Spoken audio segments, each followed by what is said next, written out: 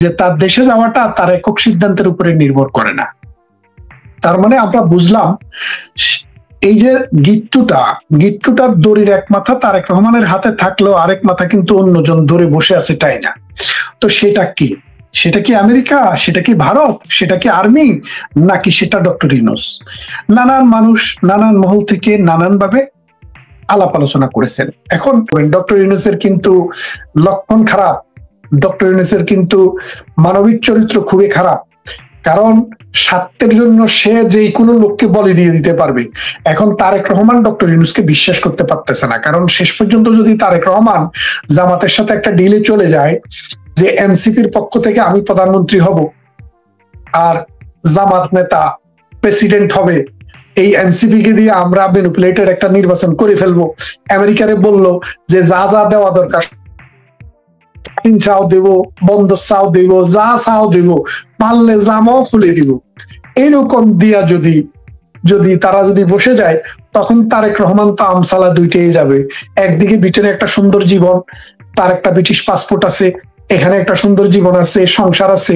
এখন বাংলাদেশে দেওয়া উনি যদি জেলখানায় কাটাইতে হয়, তাহলে তিনি কি করবেন? এই দোমন্দ আশা।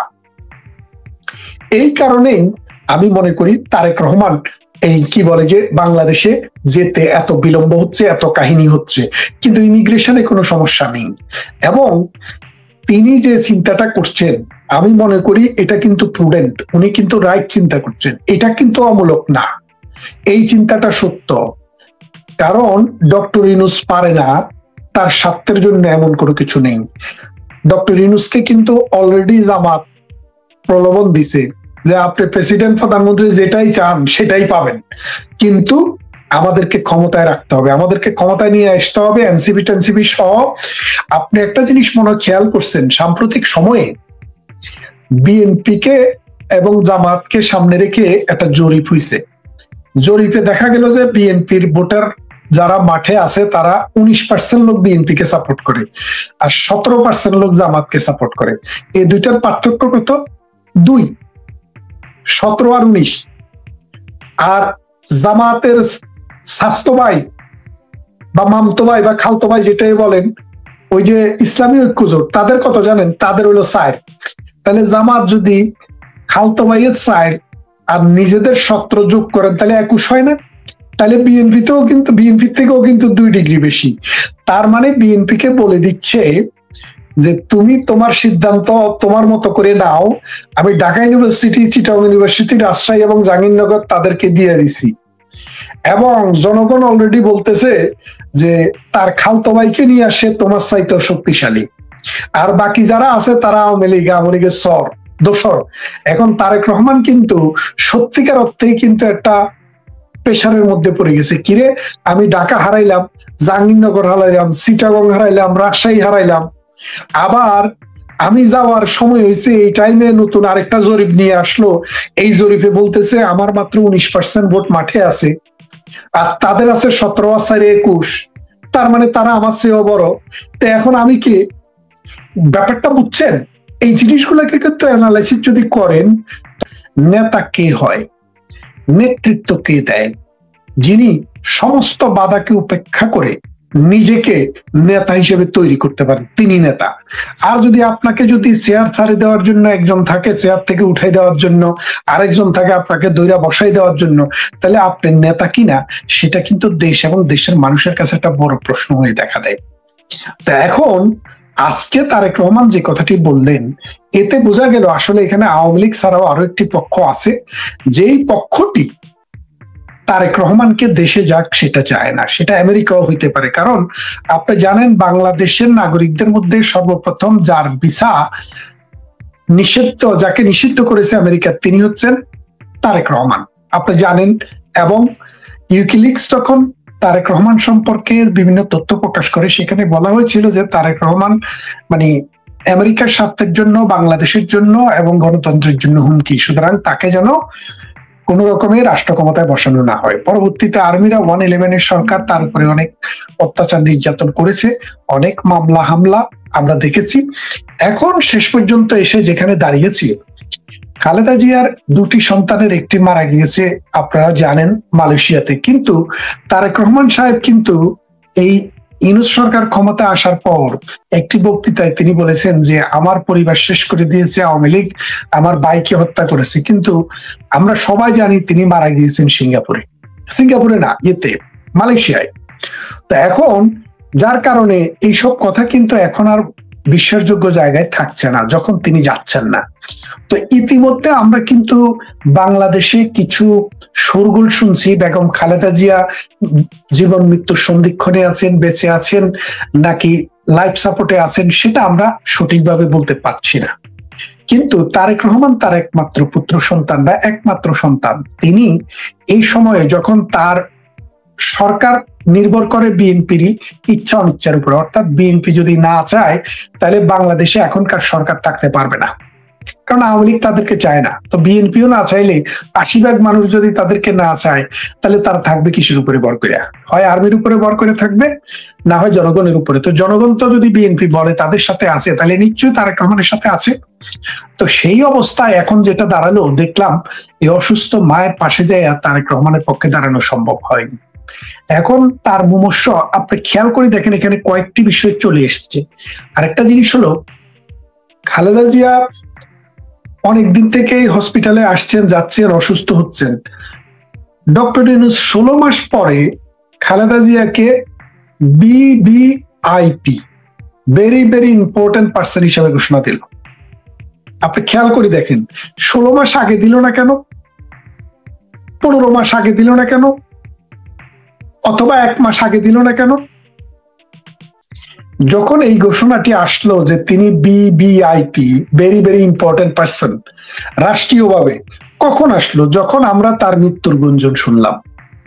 এখন যদি ডালপালা যদি চারদিকে মেলে, আপনি কি এটা বন্ধ করতে পারবেন? কারণ সরকার, খালেদা জিয়া তো এমনিতেই বিবিআইপি, কারণ কোন একটা রাষ্ট্রের রাষ্ট্রপ্রধান, সরকার প্রধান, সেনা প্রধান, পুলিশ প্রধান, মিডিয়ার প্রধান, প্রধান বিচারপতি, এইরকম প্রতিষ্ঠানে কাজ করে যারা অবসরে যান বা ওখান থেকে জীবন অবসর নেন, তাহলে তারা কিন্তু এমনিতেই রাষ্ট্রের ভেরি ভেরি ইম্পর্টেন্ট পার্সন। তো খালেদা জিয়া বাংলাদেশে বৈধভাবে 2 বার, আর কোনোভাবে 1 বার 15 দিন, তো 2 বার অন্তত 2-3 বার বাংলাদেশের প্রধানমন্ত্রী ছিলেন, 2-3 বার বাংলাদেশের বিরোধী দলীয় নেত্রী ছিলেন। সেই হিসেবে খালেদা জিয়া তো অটোমেটিক বিবিআইপি, এবং তিনি ফার্স্ট লেডি ছিলেন, প্রেসিডেন্টের ওয়াইফ ছিলেন, তাই না? তাইলে এখন নতুন করে কেন তাকে এই ঘোষণা দেওয়া হলো? তা আমার যেটা বিশ্বাস, এই ঘোষণা দেওয়ার পিছনের কারণ সেটা হচ্ছে যে তারেক রহমান খুব শীঘ্রই লন্ডন থেকে বাংলাদেশে ফিরবেন, এবং ফিরার পর তাকে যেন এই VVIP, very very important person হিসাবে সিকিউরিটিটা দিতে পারে, সেটার মোহরা এটা হইতে পারে। আমরা সহজভাবে জানি যে লন্ডনের জায়গায় তার যে স্ট্যাটাস, লন্ডনে সেই জায়গা থেকেও আইনগত কিছু বিভ্রান্তি আছে মানুষের মধ্যে, সেটা যদি আপনি একটু ক্লিয়ার করেন যে উনি আসলে কি অবস্থা আছে, সেই স্ট্যাটাসটা কি, এবং দেশে গেলে সেটার আইনগত জায়গাগুলো কি হবে। ধন্যবাদ আপনাকে। আমি প্রথমত বলে রাখি, আমি কিন্তু একজন আইনজীবী, এই ব্রিটেনে একজন আইনজীবী। এখানে আমি কিন্তু 2010 সাল থেকে ইমিগ্রেশন আইনে প্র্যাকটিস করেছি। এখন আমি ইমিগ্রেশনের বাইরে অন্যান্য লতেও প্র্যাকটিস করি, কিন্তু একটা সময় ছিল 2016 সাল পর্যন্ত টানা শুধু ইমিগ্রেশন প্র্যাকটিসই করেছি। অর্থাৎ ইমিগ্রেশনের A to Z, ইমিগ্রেশনের সর্বনিম্ন পর্যায় থেকে সর্বোচ্চ পর্যায় পর্যন্ত যতগুলা বিষয় আছে সবগুলা বিষয়ে আমি ডিল করার অভিজ্ঞতা সম্পন্ন, এবং এই বিষয় নিয়ে পড়াশোনা করা, এই বিষয় নিয়ে কথা বলা, এই বিষয় নিয়ে কাজ করার আমার অভিজ্ঞতা এবং দক্ষতা আমার রয়েছে। তো আমি যেটা জানি যে ইমিগ্রেশন আইন মোতাবেক দেশে যদি কোনো মানুষ কোনো একটা কারণে, এই দেশে 1951 সালের একটি কনভেনশন রয়েছে, এটাকে বলে রিফিউজি কনভেনশন। কারো ধর্মের কারণে, কারো রাজনৈতিক বিশ্বাসের কারণে, কারো পলিটিক্যাল অ্যাপিলেশনের কারণে, অথবা কারো সেক্সুয়াল ওরিয়েন্টেশনের কারণে, অথবা কোনো একটা বিশেষ গোষ্ঠী বা শ্রেণীর লোক হওয়ার কারণে রাষ্ট্র বা রাষ্ট্র নিয়ন্ত্রণ করতে পারবে না, এইরকম মানুষ দ্বারা যাদের জীবন ক্ষতিগ্রস্ত হইতে পারে, জীবন নাশ হইতে পারে, এরকম সম্ভাবনা থাকে, সেই রকম মানুষকে এই দেশ অ্যাসাইলাম, অর্থাৎ রাজনৈতিক বা রিফিউজি, উদ্বাস্তু, যেটাই আপনি বলেন, আপনি বলতে পারেন বাংলায় বললে তো তাই দাঁড়ায়। তো রিফিউজি স্ট্যাটাসটা তখন তাদেরকে দেওয়া হয়। তো রিফিউজি স্ট্যাটাস দেওয়ার এই দেশে এতদিন পর্যন্ত যে আইন ছিল, সেই আইনের মূল কথা ছিল যে আপনি যে দেশ থেকে এসেছেন সেই দেশে আপনার জীবন নাশ হইতে পারে, এই জন্য আপনি এই দেশের রাষ্ট্রের কাছে আশ্রয় চেয়েছেন। রাষ্ট্র যদি আপনার এই আশ্রয় প্রার্থনাকে গ্রহণ করে, তাহলে সাথে সাথে আপনার বাংলাদেশের বা আপনি যে দেশ থেকে এসেছেন সেই দেশের পাসপোর্টটি রাষ্ট্রকে জমা দিতে হবে। অর্থাৎ তারেক রহমান সাহেব যেহেতু বাংলাদেশের নাগরিক, বাংলাদেশের পাসপোর্ট নিয়ে এসেছেন, যখনই তিনি অ্যাসাইলাম ক্লেম করেছিলেন তখনই তিনি তার পাসপোর্টটি ব্রিটিশ সরকারকে সারেন্ডার করেছেন। বাংলাদেশি পাসপোর্টটি সারেন্ডার না, মানে জমা দেওয়া। তো এই জমা দেওয়া পাসপোর্টটি তাকে আর ফেরত দেয় নাই। 1 বছরের মাথায় তিনি 8 সালে করেছিলেন, ধরেন 9 সালে কোন একটা সময় তিনি অ্যাসাইলাম গ্রান্টেড হয়েছে, বা 10 সালেই ধরেন তার অ্যাসাইলামটা গ্রান্ট হয়েছে। অ্যাসাইলাম গ্রান্ট হওয়ার পর এই দেশে আপনাকে একটা ট্রাভেল ডকুমেন্ট দেয়, এটা ব্রিটিশ পাসপোর্টের মতো। এই পাসপোর্ট দিয়ে আপনি বাংলাদেশ ছাড়া, অর্থাৎ যেই দেশের নাগরিক, যেই দেশে আপনার বিপদ, অর্থাৎ বাংলাদেশে বিপদ বলেই তো আপনি অ্যাসাইলাম নিয়েছেন, এখন আপনি এই 5 বছর যতদিন পর্যন্ত আপনার এই সমস্যাটা রয়েছে, আপনি প্রথম 5 বছর আপনি কোথাও যেতে পারবেন না। অর্থাৎ যাইতে পারবেন মানে কোথাও যাইতে বলতে নিজের দেশে যাইতে পারবেন না, অন্য সব জায়গায় আপনি America, Britain, Australia, Canada, Sweden, Norway, Denmark, ইন্ডিয়াতেও যাইতে পারবেন, পাকিস্তান, আফগানিস্তান সেখানেও যাইতে পারবেন। কিন্তু বাংলাদেশের নাগরিক হইলে, যেহেতু বাংলাদেশে আপনার জীবন খতরনাক হওয়ার সম্ভাবনা আছে, আপনি বাংলাদেশে যেতে পারবেন না। 5 বছর যখন হয়ে যায় তখন আপনাকে, তখন আর এই রেস্ট্রিকশনটা থাকে না, তখন আপনাকে ইনডেফিনিট লিভ টু রিমেইন দেয়। সেই ইনডেফিনিট লিভ টু রিমেইন আপনাকে 2 ভাবে দিতে পারে। এক দিতে পারে আপনার যদি আপনার দেশের পাসপোর্ট বানায়া থাকেন সেটার উপরে, অথবা আপনাকে দিতে পারে আপনার এই এখানকার যে ট্রাভেল ডকুমেন্ট, সেই ট্রাভেল ডকুমেন্টেই আপনাকে ইনডেফিনিট লিভ টু রিমেইন দিবে। যখন ইনডেফিনিট লিভ টু রিমেইন পাবেন 1 বছর থাকার পর, অর্থাৎ আপনার গ্রান্ট হওয়ার 5 বছর, ইনডিফিনিট পাওয়ার 1 বছর, টোটাল 6 বছর। 6 বছর পরে আপনি যেই কোনো সময় চাইলে ব্রিটিশ সিটিজেনশিপ গ্রহণ করতে পারবেন। এটা হলো না, আপনি যখনই ব্রিটিশ সিটিজেনশিপ গ্রহণ করবেন তখনই আপনি আপনার দেশে যাওয়ার যে এম্বার্গো ছিল, অর্থাৎ আপনি যে ধরেন বাংলাদেশের নাগরিক হলে বাংলাদেশে যাইতে পারবেন না এই কথা ছিল, ব্রিটিশ হওয়ার পরে এটা আর থাকবে না। তখন এবার আপনি পুরো বিশ্ব যাইতে পারবেন। এখন তো আর আপনি বাংলাদেশের নাগরিক না, আপনি বাংলাদেশেও যাইতে পারবেন। আপনারা জানেন ব্লু অ্যান্ড হোয়াইট নামে একটি কোম্পানির ডাইরেক্টর ছিলেন তারেক রহমান। এই সাংবাদিক হাসান রহমান, আপনি সময় টেলিভিশন এবং বাংলাদেশের আরো কয়েকটা পত্রিকার সাংবাদিক হাসান রহমান একটা গবেষণা করে একটি তথ্য প্রকাশ করেছিলেন যে এই তারেক রহমান সাহেব ব্রিটিশ নাগরিকত্ব নিয়েছেন। তো ব্রিটিশ নাগরিকত্ব নিয়েছেন কিভাবে দেখিয়েছেন? এই দেশের নিয়ম হলো, আপনি যদি কোনো কোম্পানি রেজিস্টার করতে চান, এই দেশের কোনো কোম্পানির ডাইরেক্টর হতে চান, সেখানে আপনাকে একটা ডিক্লারেশন দিতে হয়। ডিক্লারেশনটা কি? আপনার নাগরিকত্ব কোন দেশের, আপনার নাম কি, ডেট অফ বার্থ কত, অ্যাড্রেস কি। তো সেইখানে ব্লু অ্যান্ড হোয়াইট যে কি বলে যে কোম্পানি উনি রেজিস্ট্রি করেছিলেন, ওই কোম্পানির রেজিস্ট্রিতে সাংবাদিকেরা বের করে দেখেছেন, এখানে লেখা আছে যে তারেক রহমান সাহেব ওখানে ডিক্লারেশন দিয়েছেন যে আমি ব্রিটিশ নাগরিক। তার মানে হচ্ছে এটা হচ্ছে একটা পাবলিক ডকুমেন্ট। এই দেশের যে কোনো কোম্পানির ডাইরেক্টরকে তার কোন দেশি নাগরিকত্ব আপনি কিন্তু নিজে পৃথিবীর যে কোনো জায়গায় থেকে অনলাইনে গুগলে টিপ দিলেই কিন্তু আপনি পেয়ে যাবেন। তো এটা এখনো কিন্তু আছে, এখনো অনলাইনে আছে। আপনি দেখেন এই ব্লু অ্যান্ড হোয়াইট যে কোম্পানি, এই কোম্পানির তিনি ডাইরেক্টর ছিলেন এবং ডাইরেক্টর হিসেবে তিনি ওখানে ডিক্লারেশন দিয়েছিলেন যে তিনি ব্রিটিশ নাগরিক। তো ব্রিটিশ নাগরিক হলে তাহলে বাংলাদেশ না, পৃথিবীর কোথাও যাইতে তার সমস্যা নেই। ব্রিটিশরা কোনো কোনো দেশে যাইতে ভিসা লাগে, আর বেশিরভাগ দেশে যাইতেই ব্রিটিশ সিটিজেনদের কোনো ভিসা লাগে না, মানে ওই ফুড এন্ট্রিও তাদেরকে দেয়। তো সেই ক্ষেত্রে তারেক রহমানের এখন যেটা প্রবলেম, সেই প্রবলেমটা হচ্ছে যে উনি যদি ব্রিটিশ সিটিজেন হয় তারপরেও কিন্তু তার বাংলাদেশি নাগরিকত্ব আছে। কেন আছে? বাংলাদেশের যে নাগরিকত্ব আইন, এই নাগরিকত্ব আইনে বলা আছে, আপনি যদি আপনার পিতা মাতা অথবা দাদা দাদি কেউ একজন যদি বাংলাদেশে জন্মসূত্রের নাগরিক হয়ে থাকে, তাহলে আপনি যে কোনো জায়গায় থাকেন না কেন আপনি বাংলাদেশের নাগরিক হইতে কোনো অসুবিধা নেই।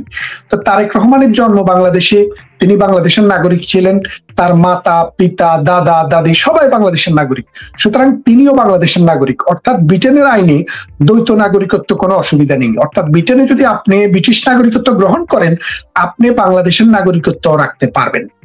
এবং ইন্ডিয়াতে আবার এটা নাই। ইন্ডিয়াতে নিয়ম হচ্ছে আপনি যদি পৃথিবীর অন্য কোনো দেশের নাগরিকত্ব গ্রহণ করেন, সাথে সাথে ইন্ডিয়ান নাগরিকত্ব বাতিল হয়ে যাবে। কথাটা বুঝছেন? কিন্তু বাংলাদেশের নিয়মটা হলো বাংলাদেশের নাগরিকত্ব থাকলে আপনি বিদেশি নাগরিকত্ব নিতে পারবেন, এবং ব্রিটেনও আপনার একাধিক নাগরিকত্ব থাকলেও তারা এটা নিয়ে কোনো সমস্যা করে না।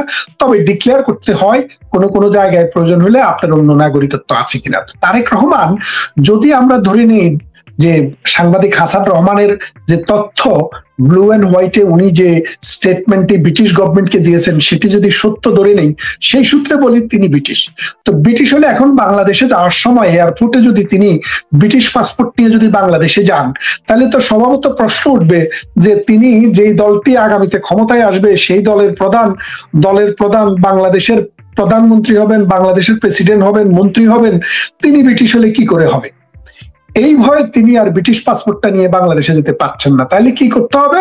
উনি এখন বাংলাদেশি পাসপোর্ট করতে হবে। এখন আমার কাছে একটা কনফিউজিং যে বিষয়টা মনে হচ্ছে সেটা হচ্ছে তিনি কেন বাংলাদেশের পাসপোর্ট নিতে পারছেন না। কারণ বাংলাদেশের পাসপোর্টের নিয়ম হলো পাসপোর্ট রেডি থাকে, শুধুমাত্র আপনার তথ্যটা ওখানে একটা ফেজের মধ্যে দিয়ে পাসপোর্টটা তৈরি করা হয়। একটা পাসপোর্ট তৈরি করতে ভেরিফিকেশন করতে 10 দিন 15 দিন 1 মাস 2 মাস লাগতে পারে, কিন্তু অ্যাকচুয়ালি একটা পাসপোর্ট ডেলিভারি দিতে 5 থেকে 6 ঘন্টার ভিতরে কমপ্লিট করা সম্ভব। আর তারেক রহমানের কি পুলিশ ভেরিফিকেশন লাগবে? তারেক রহমান কি সেরেমনি সার্টিফিকেট লাগবে? তারেক রহমানের কি ডিএনএ টেস্ট করতে হবে? কিচ্ছু লাগবে না। তার মানে কি, তিনাকে যদি বাংলাদেশ সরকার চায়, তাইলে আজকে ইনি যদি রাত্রে বলে দেয় যে আমি কালকে সকালে এসছি, তাহলে ওনার একটা থাম্ব মানে ফিঙ্গারপ্রিন্ট নিবে আর ওনার একটা ছবি তুলবে। এটা তুলে আগামীকালে কিন্তু ওনাকে একটা পাসপোর্ট দেওয়া সম্ভব। খেয়াল করেন বাংলাদেশের যে সিস্টেম। তাইলে আমার কাছে এখন প্রশ্ন হচ্ছে, বাংলাদেশের উপদেষ্টারা যা বলছেন যে তারেক রহমান চাইলে আউটপাস নামে একটা জিনিস আছে। আউটপাসটা হলো কি, কোন দেশের কোন নাগরিক কোন একটা দেশে গিয়ে ধরেন আটকা পড়েছে, আটকা পড়ার পরে তার পাসপোর্টটা লস্ট হয়ে গেছে, ড্যামেজ হয়ে গেছে, অথবা তার প্রয়োজনীয় তথ্যাদি পাওয়া যাচ্ছে না, যার কারণে পাসপোর্টে একটু দেরি হচ্ছে। কিন্তু বাংলাদেশের নাগরিক এটা নিশ্চিত হওয়া গেলে তাকে একটা পাস দিবে, ওই পাসের মধ্যে লেখা থাকবে তিনি বাংলাদেশের নাগরিক, বাংলাদেশ হাই কমিশন থেকে এই পাসটি ইস্যু করা হলো, তিনি এটা ব্যবহার করে বাংলাদেশে ঢুকতে পারবেন। কিন্তু এটা ব্যবহার করে আবার ফেরত আসতে পারবেন না, কারণ এটা তো হচ্ছে বাংলাদেশ সরকারের একটা পাস যে এই লোক আমার নাগরিক, তাকে ঢুকতে দাও। তিনি তখন বিমানকে দেখালে বিমান এটা দিয়ে তাকে দেশে ক্যারি করবে, কিন্তু এটা দিয়ে আবার অন্য কোনো জায়গায় যাইতে পারবে। তাহলে এখন আমার প্রশ্ন হচ্ছে, তারেক রহমান সাহেব ব্রিটিশ নাগরিক, বাংলাদেশে যাইতে চাইলে আমাদের আরেকটি পদ্ধতি আছে, এটাকে বলে NBR, নো ভিসা রিকোয়ার্ড। অর্থাৎ বাংলাদেশের কোন নাগরিক যদি ব্রিটেনে যদি নাগরিকত্ব গ্রহণও করে, তাইলে তার পাসপোর্টের মধ্যে অ্যাপ্লিকেশন করলে একটা সিল দেওয়া হয়, এটাও ভিসার মতো। এই পাসপোর্টের মেয়াদ যতদিন আছে ততদিন পর্যন্ত বাংলাদেশে যাইতে আপনার ভিসা লাগবে না, অর্থাৎ আপনি বাংলাদেশি ডিসেন্ট। তো তারেক রহমান সাহেব ব্রিটিশ পাসপোর্টে এটা নিলে তাতেও তিনি বাংলাদেশে যাইতে পারেন। তো ওই যে বললাম ব্রিটিশ পাসপোর্ট তিনি দেখাবেন না, কেন দেখাবেন না? যেহেতু তিনি বাংলাদেশের নেতা হবেন এবং বাংলাদেশের বিদ্যমান আইনে কোনো বিদেশি নাগরিক রাজনীতিতে অংশগ্রহণ করতে পারে না। অর্থাৎ রাজনীতিতে অংশগ্রহণ করতে পারে না বলতে ভোটে অংশগ্রহণ, অর্থাৎ সংসদ সদস্য নির্বাচিত হইতে পারে না, মন্ত্রী হইতে পারে না, এমপি হইতে পারে না। তাহলে তারেক রহমান সাহেব তো মন্ত্রী এমপি হতে হবে। সেই জন্যই আমি ধারণা করতেছি যে এই জাতাকল গুলা হচ্ছে। এখন তিনি চাইলে এটি বাংলাদেশি পাসপোর্ট নেবেন, এবং তিনার মধ্যে কিন্তু আরেকটা জিনিস কাজ করতেছে। সেই কাজটা হলো যে দেখেন বাংলাদেশে উনি গেলেন, বাংলাদেশের যে এখন রাজনীতিটা যে অস্থিতিশীল একটা অবস্থায় রয়েছে, এই অস্থিতিশীল অবস্থায় আসলে কি হবে তিনিও এটা অ্যাসেস করতে পারতেছেন না, যার কারণে উনি রিস্ক নেবেন কিনা। তার সন্তান, তার স্ত্রী, তারা কিন্তু ব্রিটিশ নাগরিক, তারা কিন্তু ব্রিটিশ পাসপোর্ট নিয়েই বাংলাদেশে গিয়েছেন। তো এখন ভবিষ্যৎ কি, অনিশ্চিত একটা ভবিষ্যৎ। কারণ বর্তমানে ইউনূস সরকার এমন একটা অবস্থা করেছে, বাংলাদেশ যে কোন দিকে যাচ্ছে, অদ্ভুত ওটের পিঠে যাচ্ছে না ঘোড়ার পিঠে না গাধার পিঠে, এটা আমি আপনি আমাদের পক্ষে বোঝাটা খুবই কঠিন। কারণ যেই পাকিস্তান, আবার একটু সরি, আবার একটু ইন্টারাপ্ট করছি, মানে আপনার কথার প্রসঙ্গে মাথায় ঢুকছে, যদি পরে ভুলে যাই এই জন্য। অনেকে বলছেন যে, অনেকে বিশেষ করে তারেক রহমানের যারা সমালোচক, তারা বলছেন যে যেখানে নিশ্চিত প্রায় বিএনপি ক্ষমতায় যাবে, তারেক রহমান প্রধানমন্ত্রী হচ্ছেন, অর্থাৎ ভাবি প্রধানমন্ত্রী, তো তিনি এত ঝই ঝামেলার মধ্যে না থেকে ব্রিটিশ পাসপোর্ট যদি তার থেকে থাকে সেটি সারেন্ডার করে উনি বাংলাদেশে যেতে অসুবিধা কি? আর মায়ের এই মুমূর্ষু অবস্থায় তিনি ব্রিটিশ পাসপোর্টের প্রতি তার এত আকর্ষণটা কেন থাকবে যদি এত জটিলতা থাকে? মনে করেন এটা তারেক রহমান সাহেব বলতে পারবেন, বড় রাজনীতিবিদ, উনার তো নিজস্ব একটা দেন ধারণা আছে। কিন্তু আমার যে অবজারভেশন সেটা হচ্ছে কি, দেখেন, খালেদা জিয়া বাংলাদেশের রাজনীতিতে একটা বিশাল পাহাড়। কারণ কি, তিনি দীর্ঘদিন দলের প্রধান ছিলেন এবং প্রধানমন্ত্রী ছিলেন। এখন খালেদা জিয়াকে যেইভাবে সম্মান করা হয় বা যেইভাবে গুরুত্ব দেওয়া হয়, জামাত বলেন, ইনুস বলেন, জাতীয় পার্টি বলেন বা অন্য কোনো দলের কথা বলেন, খালেদা জিয়ার অ্যাবসেন্সে বাংলাদেশে বিএনপি, তারেক রহমান সাহেব এককভাবে এটাকে ধরে রাখতে পারবেন কিনা, সেই জায়গাটা পাবেন কিনা, পাকিস্তানপন্থী বাংলাদেশ বিরোধী, ৭১-এর বাংলাদেশ বিরোধী যে চক্র, তারা যেভাবে উঠে পড়ে লেগেছে, সেই ক্ষেত্রে তারা যদি এই পেটুয়া বাহিনী দিয়ে কোনোভাবে নির্বাচনকে, কারণ আপনি দেখেন বাংলাদেশে মানুষের জীবন এবং সম্পদের কোনো নিরাপত্তা নেই। কোর্টে একটা লোক গিয়েছে, কোর্ট থেকে হাজিরা দিয়ে বাইর হওয়ার পরে কোর্টের সামনে তাকে প্রথমে গুলি করছে, যদি বেঁচে যায় সেই জন্য চাপাতি দিয়ে তার শরীর ব্যবচ্ছেদ করেছে, মৃত্যু নিশ্চিত করেছে। এখন এই রকম অবস্থা তো শুধু ওই কোর্টের সামনে না, পুরো বাংলাদেশটা কিন্তু এইভাবে চলছে।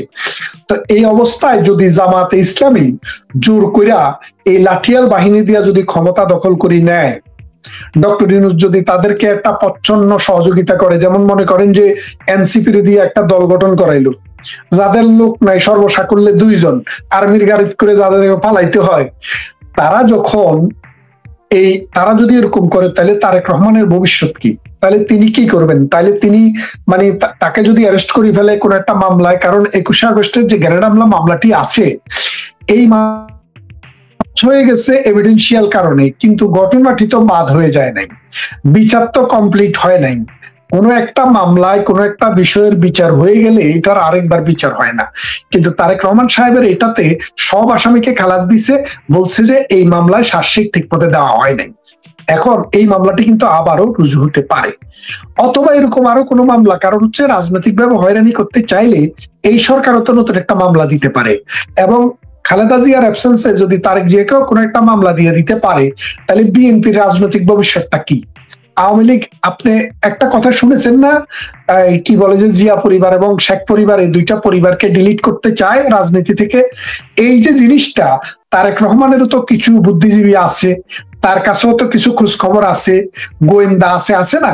তো তিনি ওখান থেকে দেখেছেন যে উনি যদি খালেদা জিয়া যদি মারা যায়, তখন যদি ওনাকে কোনো একটা মামলা দিয়ে যদি ফাঁসানোর পরে যদি জিয়া পরিবারকে ডিলিট করে, জিয়া পরিবারকে যদি রাজনীতি থেকে উচ্ছেদ করা হয়, জিয়া পরিবারকে এবং শেখ পরিবারকে, তখন কিন্তু নতুন সেট অফ রাজনীতিবিদ সামনে আসবে। এক সেট হলো জামাতে ইসলামী, আর এক সেট হলো এনসিপি। ডক্টর ইউনূস মাথার মনি হইয়া হয় প্রাইম মিনিস্টার হবেন, নাহলে প্রেসিডেন্ট।